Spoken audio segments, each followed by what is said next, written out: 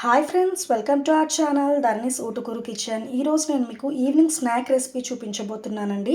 అది ఏంటి అంటే క్యారెట్ బుల్లెట్స్. ఇవి చాలా అంటే చాలా టేస్టీగా ఉంటాయి, చాలా క్రిస్పీగా కూడా ఉంటాయి. పిల్లలు కూడా ఈ స్నాక్ని చాలా ఇష్టపడతారు. వీటికి కావాల్సిన ఇంగ్రీడియంట్స్ చూసేద్దాము. క్యారెట్ 2 తీసుకున్నానండి. పీల్ చేసేసి అలా గ్రేట్ చేసుకొని ఉంచుకోవాలి. ఆనియన్స్ 2 తీసుకోవాలి, అలా సన్నగా కట్ చేసుకోవాలి.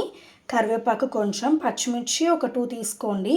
మీ టేస్ట్కి సరిపడినంత, అంటే కారం తినేదాన్ని బట్టి. ఎక్కువ స్పైసీగా తింటే ఒక 3 or 4 తీసుకోవచ్చు. నేనైతే 2 తీసుకున్నాను. సన్నగా కట్ చేసుకోవాలి. బియ్యపిండి 1 కప్, ధనియా powder 1 tablespoon, garam masala powder 1 tablespoon, అల్లం వెల్లుల్లి paste 1 tablespoon, salt 1 tablespoon, కారం 1 టేబుల్ స్పూన్, జీరా 2 టేబుల్ స్పూన్స్ అండి. ఇప్పుడు వీటి ప్రాసెస్ చూసేద్దాము. ఫస్ట్ ఒక బౌల్ తీసుకోండి, వెడల్పాటి బౌల్. దీంట్లో క్యారెట్ వేసుకుందాము. క్యారెట్ అండ్ ఆనియన్స్ అంతా మిక్స్ చేసుకోవాలండి. ఒక చపాతీ పిండిలాగా అలా గట్టిగా కలుపుకోవాలండి. వాటర్ అనేది తక్కువగా పడుతుంది, అసలు అవసరం కూడా ఉండదు. క్యారెట్లోనే మనకి వాటర్ క్వాంటిటీ ఉంటుంది కదా, సో వాటర్ అవసరం లేదు. దీంట్లోనే ఆనియన్స్ అవి వేసుకుందాము. ఇప్పుడు దీంట్లో ఈ ఆనియన్స్ అండ్ పచ్చిమిర్చి, కరివేపాకు వీటన్నిటిని వేసుకొని మిక్స్ చేసుకుందాము. ఇప్పుడు ఒకదాని తర్వాత ఒకటి అన్నీ వేసుకోవాలండి. సాల్ట్ అండ్ కారం, జీరా ఎంత ఎక్కువ ఉంటే అంత మంచిదండి. ధనియా పౌడర్, గరం మసాలా అండ్ అల్లం వెల్లుల్లి పేస్ట్. వీటిని ముందు మిక్స్ చేసుకొని తర్వాత పిండి వేసుకొని మిక్స్ చేసుకోవాలి. ఇలా మిక్స్ చేసుకోవాలండి. ఇప్పుడు బియ్యం పిండి కూడా కొంచెం కొంచెం వేసుకొని మిక్స్ చేసుకోవాలి. చపాతీ పిండిలాగా కలుపుకొని ఉంచుకోవాలి. చూసారు కదా వాటర్ అనేది పైకి ఎలా వస్తుందో.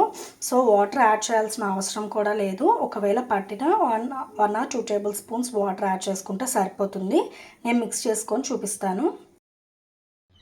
ఇలా మిక్స్ చేసుకోవాలండి. చూసారు కదా, నాకైతే వాటర్ కొంచెం కూడా పట్టలేదు. ఆ క్యారెట్లో ఉన్న వాటర్తోనే సరిపోయింది పిండి మొత్తము.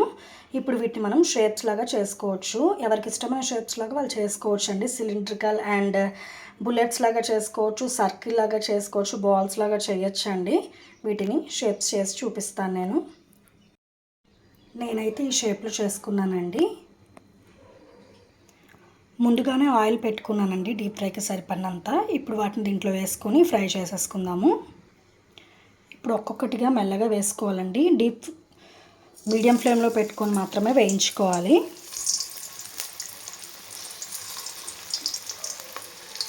వెజ్ బుల్లెట్స్ లాగా క్యారెట్ బుల్లెట్స్ కూడా చాలా అంటే చాలా టేస్టీగా ఉంటుంది. పిల్లలకి టొమాటో కట్చప్ వేసి సర్వ్ చేసేయచ్చు, చాలా ఇష్టపడతారు కూడా.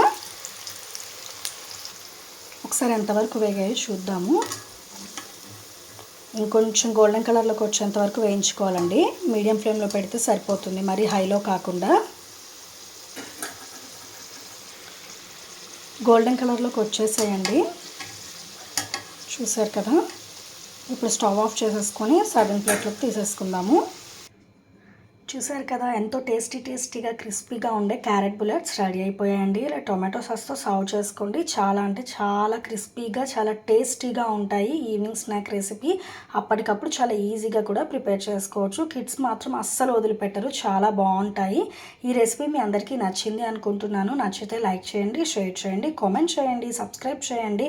పక్కనే ఒక బెల్ ఐకాన్ ఉంటుంది, దాన్ని క్లిక్ చేయడం అస్సలు మర్చిపోకండి. అది క్లిక్ చేస్తేనే మా న్యూ నోటిఫికేషన్స్ అన్నీ మీకు వచ్చేస్తాయి. మరిన్ని ఇంట్రెస్టింగ్ రెసిపీస్తో మీ ముందుకు వచ్చేస్తాను. Thank you for watching friends.